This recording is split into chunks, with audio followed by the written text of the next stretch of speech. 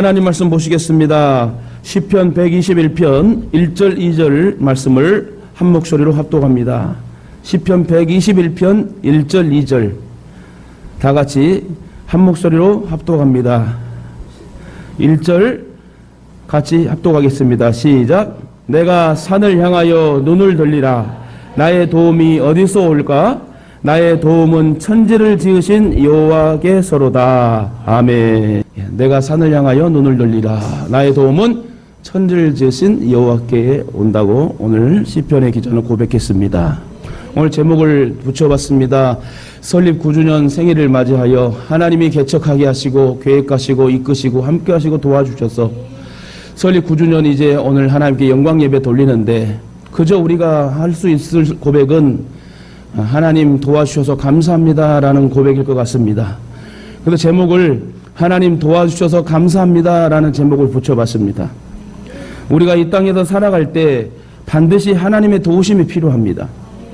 모세가 80세 나이에 지팡이 하나 들고 이집트에 가가지고 이스라엘 백성들을 구원해서 나올 수 있었던 것은 다 하나님의 은혜이고 하나님의 도와주심이 있었기 때문에 그렇습니다. 사실 세상적인 기준으로 보면 도저히 있을 수 없는 일이죠. 어떻게 그 늙은 노인이 이스라엘 백성들을 이끌어 가나안 땅에 이끌고 정말 나아갈 수 있게끔 하셨겠습니까? 그것은 하나님의 전적인 은혜와 도움이 아니면 도저히 할 수 없는 일입니다. 사실 오늘 저와 여러분도 이렇게 하나님 은혜 가운데 성전에서 예배드리고 찬양하고 기도할 수 있는 것이 하나님의 은혜임을 믿습니다. 그 좋으신 아버지 하나님을 모르면서 이 시간에도 같은 시간에 예배하는 줄을 모르며 나아가는 산으로 둘러가는 사람들을 보면 지옥으로 가는 길을 모르고 그들은 방황하며 그게 열심을 품고 나아가고 있습니다. 그러나 저 여러분은 믿는 자로서 먼저 믿게 하시고 구원받게 하셔서 이렇게 하나님 앞에 귀한 성전에 안식일을 지키며 예배할 수 있도록 하신 은혜가 하나님이 우리를 사랑하시고 우리를 도와주신다는 증거라고 볼 수 있겠습니다. 그러므로 우리가 이 은혜에 항상 감사하고 우리가 찬양하며 예배드려야 될 줄 믿습니다. 또한 우리가 조심해야 할 것이 있는데 나그네 인생임에도 불구하고 이 세상에 미련을 두고 너무 많은 것을 쌓아두려고 욕심을 부린다는 거예요. 이처럼 탐욕은 가질수록 우리의 영혼은 피폐해지게 됩니다. 사랑이 식어지게 되고요. 한마디로 불행한 인생이 된다는 것입니다. 도무지 만족할 줄 모르고 더 가지려고 하고 이기적으로 냉랭하고 자기만 알고 자기의 배부름만 하는 그런 사랑이 없는 인정이 없는, 그래도 우리 예수 동행교회 성도들은 항상 사랑과 인정과 배려와 섬김으로 우리가 연합을 해야 된다. 그래서 이제 우리 성도들은 자기 배부름만 아닌 자기 것만이 아닌 이기주의적인 개인주의적이 아닌 항상 애경사에 함께하고 희노애락을 같이 하는 그런 성도들로 하나님 성장시켜 주셨습니다.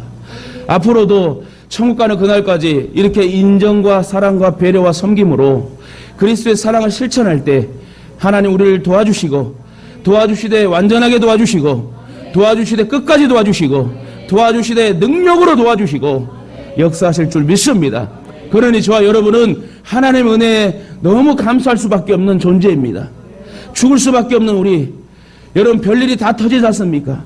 천재지변과 여러 가지 악재 속에서 그냥 가다가 픽픽 쓰러지는, 그래서 지옥 갈 수밖에 없는 그런 연약한 운명이지만, 연약한 인생이지만 그 인생을 불쌍히 여겨 독생자 예수 그리스도가 십자가에 못 박히심으로 말미암아 두 손과 두 발에 못자국과 허리에 창자국과 가시며 연료관을 통하여 다 이루었도다 했을 때에 휘장이 찢어지며 예수를 믿는 자에게 무조건 구원의 복을 허락하신, 이것이 하나님의 은혜의 전적인 사랑임을 저와 여러분은 날마다 알아야 될 줄 믿습니다.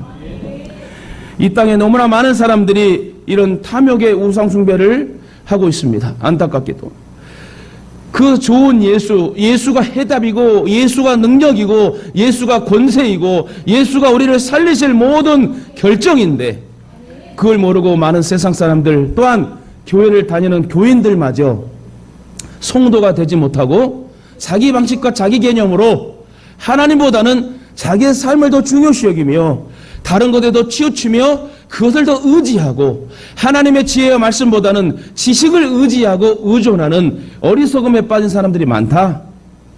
세상 사람들은 하나님을 몰라서 그렇다 했지만 예수 믿는 사람이 교회에 다닌다는 사람들이 그렇게 하나님 말씀을 듣고도 읽고도 결단을 하면서 적용을 하면서까지도 하나님 마음을 아프게 하고 엉뚱한 짓을 하는 사람들이 많이 있습니다. 그래서 한국교회가 많이 안타깝게도 욕을 먹고 있고 교회 다니는 부분, 목사라는 부분도 많이 실추가 돼서 너무 안타까운 현실에 있어 코로나가 끝나도 전도하기가 참 어려운 시대가 왔다라고 저는 말하고 싶습니다. 그러나 그럼에도 불구하고 하나님이 쓰시는 교회, 하나님 함께 하시는 사람에게는 능력과 권세로 역사하여서 이 마지막 시대에도 성령의 기적의 역사로 아름답게 쓰게 하실 줄 믿습니다. 여러분, 그러므로 행복은 하나님을 만날 때에 얻어진다는 거예요. 진정한 행복은 하나님 만날 때 얻어지는 거예요. 세상은 한계가 있습니다. 가장 좋은 것도 한계가 있고 내가 가장 맛있게 좋아하는 음식도 먹다 보면 한계가 있고 나이가 들면 입맛이 바뀌는 거예요. 어떤 분들은 젊었을 때 신김치도 잘 먹고 묵은지도 좋아했는데 나이가 들면서 이제 아주 이제 입에도 댈 수도 없는, 그게 여러분 나이가 들면 인생의 변화라고 말할 수 있는 것이죠. 이처럼 모든 세상의 것은 한계가 있고 감사할 수 없는 그런 상황인데 오직 감사할 수 있는 것은 하나님의 은혜와 하나님을 진정으로 만나질 때에 행복과 감사가 넘치게 된다는 사실을 여러분 기억하시길 바랍니다. 그러므로 하나님으로부터 오는 영혼의 기쁨과 우리의 심령에 은혜가 임할 때에 사람은 빛이 나고 기쁨이 오고 찬양을 하게 된다는 거예요. 그래서 저와 여러분의 그 기쁨이 마음속에 평강이 넘쳐나서 날마다 주님을 기뻐하며 찬양하며 일어나나 걸어나 잘 때나 누울 때나 어떤 환경에 이동할 때도 하나님을 찬양할 수 있는, 그래서 그 두 글자로 축약을 하면 하나님의 은혜다. 우리는 은혜 가운데 살고 있습니다. 그렇습니다. 우리는 하나님이 도와주신 사실을 절대로 잊어버려서는 안 됩니다. 이스라엘 백성들이 종되었던 애굽에서 430년 동안 종되었던 그 애굽의 그 상황에서 나올 때에 하나님의 도움을 받았습니다. 그 도움받은 것을 잊어버릴까봐 두려워하여 할아버지는 아버지에게, 아버지는 그 아들에게, 손자 손녀에게 그 도움받은 것을 잊어버릴까봐 두려워하여서 꼭 죽기 전에 하나님을 떠나지 말아라, 하나님의 은혜를 잊지 말아라, 하나님의 말씀의 도를 절대 경홀히 여기지 말아라. 그러면서 부모가 죽을 때 자식들 앞에 그렇게 유언을 하고 죽었다고 그래요. 그러므로 우리도 도움을 받았으면 그 도움받은 것을 알고 살아가야 됩니다. 나 같은 죄인 살리신 주님의 은혜에 놀라와 얼마나 감사해요. 내가 이 자리에 예배할 수 있다는 것도 감사하고요. 여러분 눈이 있고 귀가 있고 입이 있고 모든 것이 여러분 있다는 것도 감사하고, 이렇게 가족이 있고 교회가 있고 목사와 성도가 연합하여 하나님을 찬양할 수 있다는 것이 얼마나 감사인 줄 압니까? 눈이 보이지 않는 사람은 눈을 뜨는 것을 기적으로 구하고, 귀가 들리지 않는 사람은 귀가 들리는 것이 소원이라며 기적으로 구하고, 걷지 못한 사람은 한 번이라도 걸었으면 좋겠다고 하나님 나에게 기적을 베풀어 달라고 기도하는 사람들이 지금 엄청나게 많습니다. 그러나 저와 여러분은 가진 것도 많고 제일 감사하고 중요한 것은 하나님의 구원의 복을 받았다. 그래서 저와 여러분 당장 죽어도 어디 간다? 지옥 간다? 천국 간다는 거예요. 할렐루야. 여러분 느끼지 않습니까? 우리 권사님들 더 느끼시고, 또 청년들이 중년에도 노인으로 갈 때에 갱년기가 있고 노년기가 있고 다 있지만 진짜로 날씨가 궂으면 허리가 쑤시고 발목이 쑤시고, 이게 여러분 나이 들었다는 건데, 그럴 때 느끼는 것이 무엇입니까? 아, 인생은 후패해지고 결국 죽음에 이르는 것이구나. 나도 죽음으로 더 가까이 나아가는구나. 그러므로 내 남은 인생은 내 영혼은 주님께 달려있다. 그래서 내가 남은 시간을 주님으로 더 기뻐하며 주님을 증거하는 삶을 살아야 되겠다.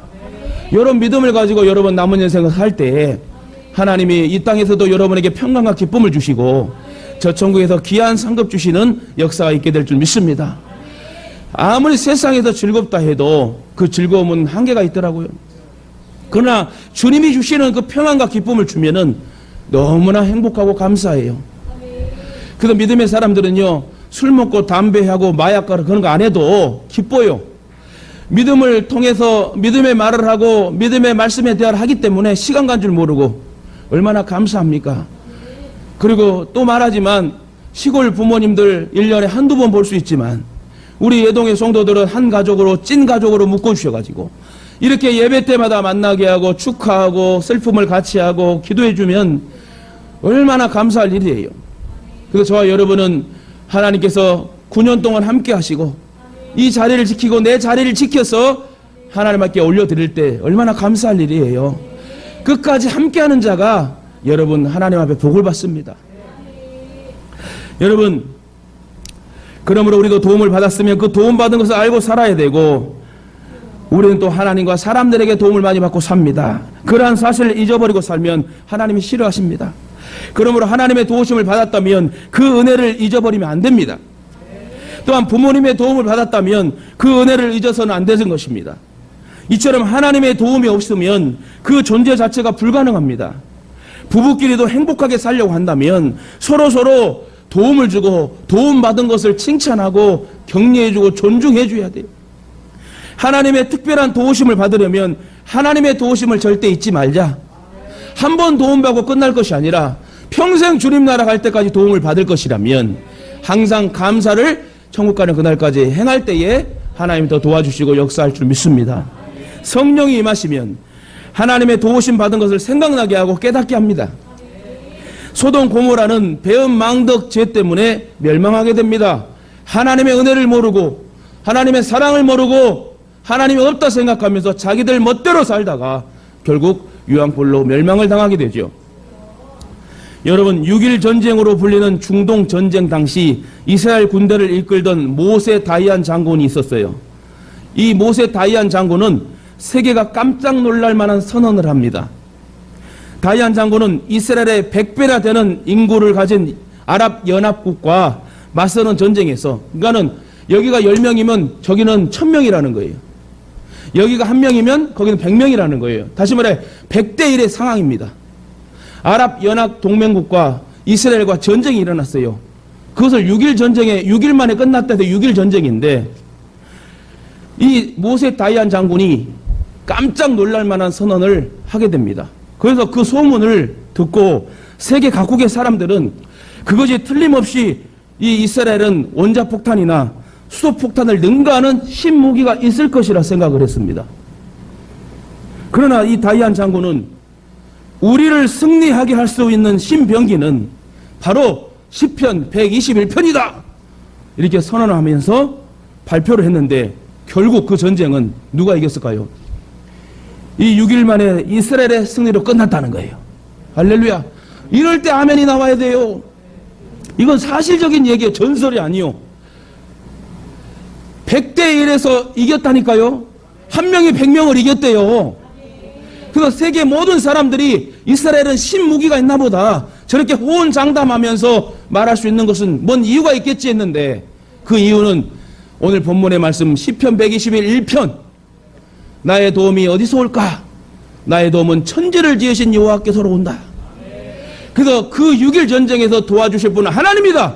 그럼 우리가 믿음으로 나아가자 해가지고 전쟁을 100대 1로 해가지고 6일 만에 전쟁을 끝났다 해서 6.1 전쟁. 여러분, 우리가 살아가면서 만나게 되는 어려움 속에서 무엇을 의지하고 여러분 이겨낼 수 있습니까? 그 어떤 도움도 기대할 수 없을 절망적인 상황이 되었을 때에 저와 여러분은 어떻게 대처하고 그걸 이길 수 있습니까?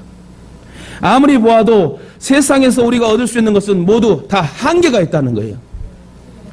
오직 하나님만이 우리의 사정을 하시고 우리가 언제 어디서나 피할 수 있는 피난처가 되신다는 사실을 여러분 기억하시길 바랍니다. 여러분 마스크를 썼기 때문에 조금 발음이 좀 그래요. 알아서 잘 들으셔야 돼요. 그래야지 여러분 은혜가 되고 양약이 되고 피가 되고 살이 되고 복이 될 줄 믿습니다. 내가 산을 향하여 눈을 들리라. 나의 도움이 어디서 올꼬? 나의 도움이 천지를 지으신 여호와께서로다 하고 모세 다이안 장군이 6.1 전쟁 때 선포한 말씀입니다. 시편 124편 8절에도 우리의 도움은 천지를 지으신 여호와의 이름에 있도다. 뭐라고요? 우리의 도움은 천지 만물을 창조하신 여호와의 이름에 있도다. 역사적 배경을 잠깐 살펴보도록 하겠습니다. 오늘 본문 121편은 이스라엘 백성들이 바벨론 70년 포로 생활에서 해방이 여러분 되어 돌아왔을 때 그 감격을 노래한 찬양 시입니다. 이스라엘은 하나님의 선택을 받은 백성들입니다. 그런 이스라엘이 하나님을 잊어버렸어요. 그들은 죄를 짓고 우상을 섬기고 하나님을 막 떠났습니다. 결국에 그들은 하나님으로부터 징벌을 받아 바벨론 포로가 되어 잡혀가는데 BC 598년에 1차로 또 587년에 2차로 끌려가고 또 582년에 3차로 끌려가게 됩니다. 그리고 그곳에서 70년 동안 그들은 피눈물 나는 포로 생활을 합니다. 그러다가 마침 BC 538년에 바사왕 고레스의 칙령이 떨어지자 모두 예루살렘으로 귀환하게 됩니다. 바벨론에도 포로로 살아갈 때 그들이 고국으로 귀환할 것이라는 희망은 희박했습니다. 할아버지가 노예고 아버지가 노예고 손자가 노예고 태어나래도 노예고 나라 없는 슬픔 얼마나 힘들었겠습니까? 미래가 암담하고 캄캄했습니다. 그래서 포로 중 일부는 바벨론에서 현지인과 결혼하여 아이를 낳고 정착하며 우상숭배를 하는 사람들도 있었고, 그러나 일부는 가지고 온 보따리를 풀지 않고 언젠가 돌아갈 거야 하는 그런 믿음을 가지고 희망을 가지고 미정착지로 살게 됩니다. 그들의 삶은 고달팠고 외로웠고 또 고난의 삶이었습니다. 여러분, 우리나라도 있기 때문에 우리는 주권을 가지고 백성이라고 말할 수 있는 것입니다. 그래서 여러분, 대한민국을 사랑하시고 이 나라 민족을 위해 기도해야 합니다. 여러분, 뉴스 보면 모릅니까? 난민들 막 나라 없는 슬픔, 그 고통 가운데 전쟁 속에 대한 고아들, 철조망에 매달려서 내가 저 나라로 바다를 건너면 저번에 한 말씀드렸죠. 갑자기 생각이 안 나는데 어쨌든 한 중학교 1학년 청소년이 4-5km의 바다를 페트병 하나를 가지고 헤엄쳐서 무사히 왔는데 막 죽을 것 같이 하면서 왔는데 앞에서 군인이 딱 지키고 있는 거예요. 다시 돌아가. 그때만 그 중학교 1학년 청소년이 거기서 눈물을 바다에 떠 있으면서 눈물을 흘리면서 오도 가도 못하는 그런 모습을 보고 마음이 너무나 아픈 거예요. 제가 그리스에서도요, 그 철조망에 막 매달려갖고 그 모습을 보면 여러분 마음이 얼마나 아픈지 몰라요. 저와 여러분은 얼마나 감사할 것이 많습니까? 대한민국이 있고 가족이 있고 교회가 있고 이렇게 우리가 자율적으로 예배할 수 있도록 언제든지 예배할 수 있다면 이건 하나님이 우리에게 보통 주신 은혜가 아니라 특별하게 주신 은혜의 기회라고 저는 생각해요. 코로나가 와서 우리가 예배드릴 수 없는 상황에서도 하나님 지켜주셔서 이렇게 하나님이 교회를 사랑하시고 세워주셔서 저와 여러분을 사용하여 이렇게 연합하여 예배를 줄 수 있다는 것도 저는 큰 하나님의 은혜라 생각합니다. 여러분, 결국 그들은 70년 만에 모두 기쁨과 한이 속에 고국으로 돌아가게 됩니다. 꿈만 같은 일이죠. 이스라엘 백성들이 70년 만에 그리던 고국으로 귀환하여 오는 도중에 저 멀리 시온산이 눈에 들어옵니다. 그때 그 감회가 얼마나 컸겠어요. 자기 고국에 돌아오는데 설악산이 보이고 여러분 지리산이 보이고 뭐예요? 70년 동안 설악산 지리산을 못 봤다는 얘기예요. 다시 말해 이스라엘 백성들은 그 시온산은 성산이요 하나님이 함께 하시는 내 기도를 들어주시는 산이라고 생각한 산을 70년 동안 못 보다가 고국으로 돌아오면서 그 시온산을 보게 됩니다. 내가 산을 향하여 눈을 돌리라 나의 도움이 어디서 올꼬. 여기서 말한 산은 시온산을 가리켜요. 예루살렘 남서쪽 구릉에 성산이라고 일컬은 시온산이 자리 잡고 있습니다. 해마다 많은 순례자들이 예루살렘으로 모여 절기 때마다 모이게 됩니다. 그들이 예루살렘에 입성을 할 때에 가장 먼저 눈에 띄는 것은 그 시온산이에요. 그 시온산을 넘어가야 되는 것입니다. 시온산은 하나님의 보좌를 상징하고 장차 메시아가 도래할 신이며 메시아가 재림할 산이다. 이렇게 이스라엘 백성들은 생각하고 있습니다. 지금도 순례자들이 이 산을 바라보면서 느껴지는 감정을 이 시로 말씀하고 있는 거예요. 나의 도움이 어디서 올꼬? 히브리인들은 시온산을 하나님의 모습으로 생각하여 그 산을 성산이라고 생각했습니다. 또한 히브리인들은 시온산을 바라보기만 해도 반가웠고 위로가 되었고 위안을 받고 했습니다. 그런데 이 순례자들이 예루살렘에 입성하면 제일 먼저 보이는 이 시온산을 올려다보면서 여기까지 인도해 주신, 지금까지 인도해 주신 하나님을 찬양하는 마음으로 쓴 시가 이 시편 121편의 시의 고백이라는 거예요. 아울러 그들은 그 산을 만드신 분이 바로 하나님이시라 알고 조상들을 도우셨던 하나님께만 도움의 길이 있음을 깨달았습니다. 그러면서 날아가는 참새도 그냥 떨어진 일이 없도록 모든 문제를 섭리하신 분이 우리 하나님이심을 인정하며 그들은 찬양한다고 합니다. 군에 가는 청년들, 또 군에 간 청년들에게 저는 시편 121편을 설교를 합니다. 권면을 합니다. 먼저 가서 강원도 쪽엔 다 산이잖아요. 그래서 어떤 청년이 지금 뭐 제대해서 지금 직장 잘 다니고 있는 청년인데, 그때 군에 갔던 그 청년이 강원도 화천에 부대에 예속돼가지고 사대 배치받고 거기서 있는데 거의 눈 치우는 일, 또 여름에는 동서남북이 산이에요. 그래가지고 뭐 볼 것도 없고, 그렇다고 뭐 뱀을 잡아먹어야 되나, 그러면서 사방이 산이고 겨울에는 사방이 산에 덮인 눈을 치우는 일로 그렇게 하고 여러분 제대했다고 그래요. 그렇게 힘들어할 때 시편 121편을 딱 얘기합니다. 누구야? 너의 도움이 어디서 올 거라 생각해봐. 지금 이 산이 막힌 것 같지만 이 산에서 네가 이 산을 바라볼 때 하나님 너에게 비전을 주시고 하나님 너에게 능력을 주신다고 생각한다면 너는 저 산을 바라보며 하나님 앞에 기도해야 될 것이다. 할렐루야. 우리에게 막히는 산으로만 보지 마세요. 그 산을 정복할 때는 그 밑에 있는 모든 천하를 볼 수 있도록 하나님 영광을 주신다는 거예요. 그 때문에 여러분, 우리 앞에 현실의 환경에 딱하니 산이 있다 해서 답답해하지 말고 그 산을 넘게 하고 그 산을 올라가서 하나님을 바라볼 수 있는 비전을 주신다면 우리는 그 산이 우리에게 도움이 될 줄 믿습니다. 시편 146편 5절에 야곱의 하나님으로 자기 도움을 삼으며 여호와 자기 하나님에게 그 소망을 두는 자는 복이 있도다. 이처럼 하나님께서는 감당 못할 시험을 허락지 않으시고 시험 당할 때에 반드시 피할 길을 주신다. 시편 60편 11절에도요, 우리를 도와 대적을 치게 하소서. 사람의 구원은 헛됨이니이다. 우리가 하나님을 의지하고 용감하게 행하리니 저는 우리의 대적을 밟으실 자심이로다. 하나님은 우리의 대적을 밟아주신대요. 내가 못 밟으니까 하나님 대신 밟아준대요. 그러니까 여러분, 미워하지 마세요. 속상해하지 마세요. 후회도 하지 마세요. 그렇습니다. 사람은 서로 도와주고 도움을 받아야만 바로 설 수 있는 의존적인 존재입니다. 그걸 사회라고 하면서 소셜, 서로 더불어 사는 공동체가 사회라는 거예요. 절대 혼자 살지 못합니다. 엄밀하게 말해서 아무의 도움이 없이 홀로 살아가는 사람은 이 세상에 단 한 사람도 없다. 어릴 때는 엄마의 도움을 받아야 되고요, 좀 더 자라면 선생님의 도움을 받고 지인들의 도움을 받게 됩니다. 누가 도와주는 것이 가장 큰 힘이 되겠습니까? 부모의 도움입니까? 맞습니다. 선생님의 도움입니까? 맞습니다. 지인들의 도움입니까? 맞습니다.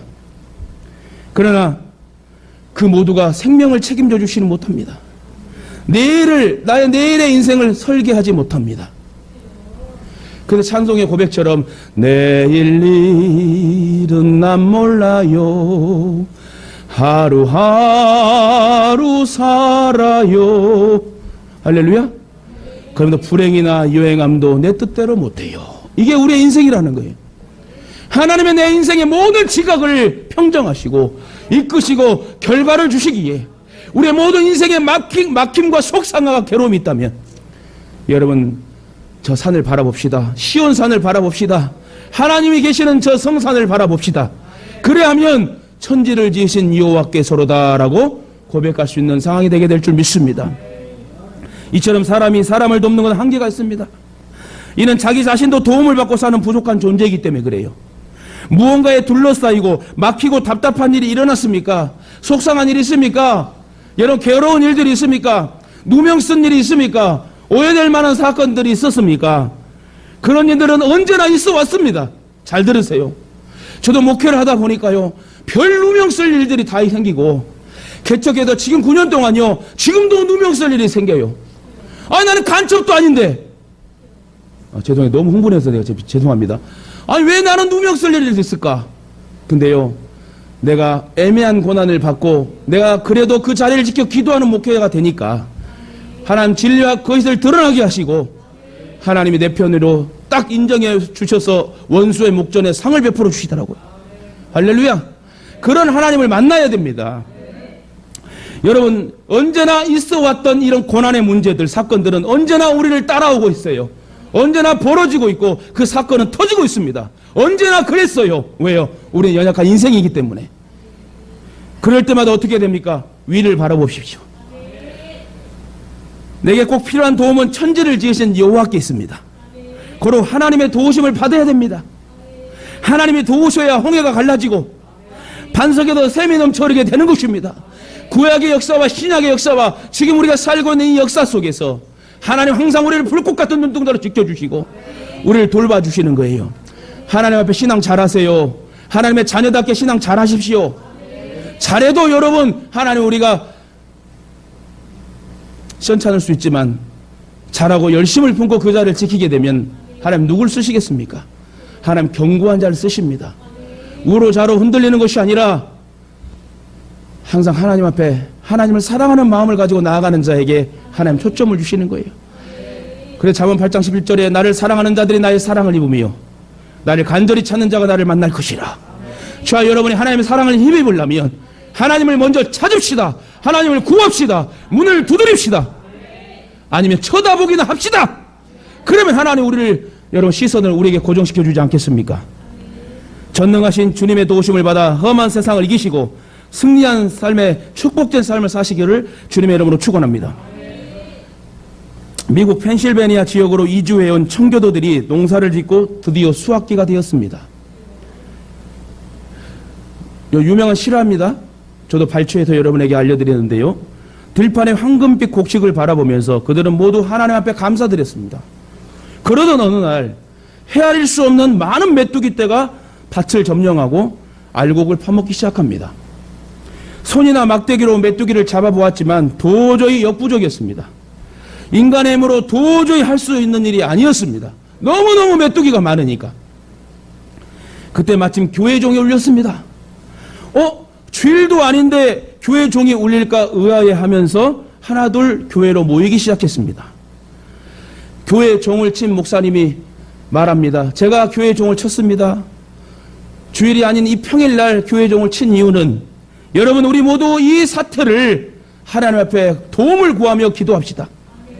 합심해서 하나님의 도움을 구합시다 하면서 다 같이 막 통성으로 성도들과 목사가 손잡고, 안 믿는 사람도 막 손잡고 막 같이 기도합니다. 기도를 마칠 무렵 갑자기 바깥에도 막 시끄러운 소리가 막 나옵니다. 상상을 초월할 일이 일어났습니다. 표현할 수도 없이 많은 갈매기 무리가 날아 들어와 가지고 메뚜기 떼를 남김없이 다 잡아 퍼먹어버리는 거예요.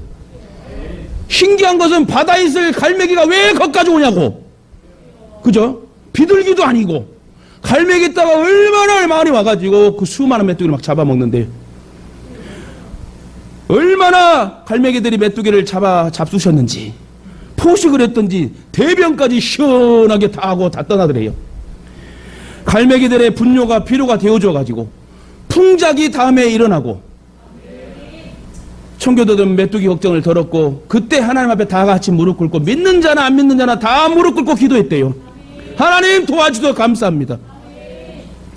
이러한 일들은 지금 우리 때도 일어납니다. 그때 여러분, 하나님을 시험하지 마세요. 하나님은 거지가 아니고 하나님 능력이 없는 분이 아니기 때문에 저와 여러분이 실수하고 죄를 지어도 절대 놓치지 않아야 될 것은 하나님의 능력과 하나님의 손길을 절대로 놓치지 말란 말입니다. 아무리 고아가 되고 힘들고 어려운 상황일지라도 하나님 우리를 내어버리지 않습니다. 그들은 갈매기를 통하여 도우신 하나님의 역사를 체험했고요. 그래서 펜실베니아 주는 지금도 갈매기를 펜실베니아 주를 상징하는 새로 정하고 지금까지 하나님의 기도에 응답하심을 기념하고 있다고 합니다. 사실이요, 이 사실. 이건 실화입니다, 여러분. 지금도요, 불개미 떼와 메뚜기 떼가 한번 TV에나 보면은 막 나오는 걸 보게 됩니다. 엄청난 무리들이. 지금도 그런 일이 일어나고 있어요. 한 번 지나가면 쑥대밭이 된대요. 그런 위기 속에 기도했더만, 교회 종을 쳤더만 하나님 그들의 기도를 들으시고 도와주셨다는 거예요. 이 말은 저와 여러분의 위기와 고난 속에 자녀 문제일까지 먹고 마시는 모든 형편까지라도 하나님 앞에 구하게 되면 하나님 도와주시기 때문에 제발 물질 조금 가지고 벌벌벌 하지 마세요. 하나님 내 생명 걷어가 버리면 여러분 아무 쓰잘데기 없는 것이 돈입니다. 그래서 돈 하지 마세요. 시편 31편의 1절에 보니 여호와여 내가 주께 피하오니 나로 영원히 부끄럽게 마시고 주의 의로 나를 건지소서. 내게 귀를 기울여 속히 건지시고 내게 견고한 바위와 구원하는 보장이 되소서. 이렇게 여러분 기도하면 하나님 얼마나 감동을 주시겠어요. 시편 71편에도 3절에 주는 나의 무시로 피하여 거할 바위가 되소서. 주께로 나를 구원하라 명하셨으니 이는 주께서 나의 반석이시요 나의 산성이심이니이다. 나의 하나님이여 나를 악인의 손 곧 불의한 자와 흉악한 자의 장중에서 피하게 하소서.